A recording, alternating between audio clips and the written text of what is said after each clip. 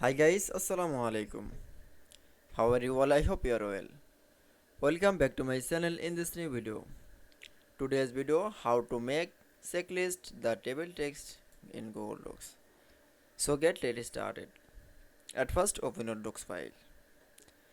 Then checklist is the table text is the then we can say is table text and select your table text and go into the three dot option and click for the checklist option. Then for click checklist. So again checklist.text table is select, going to the three dot option, then click for checklist option.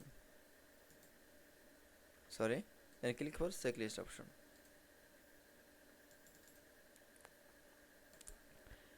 Let's say okay. Then we can see the make checklist the table text in Google Docs. I hope to enjoy the video.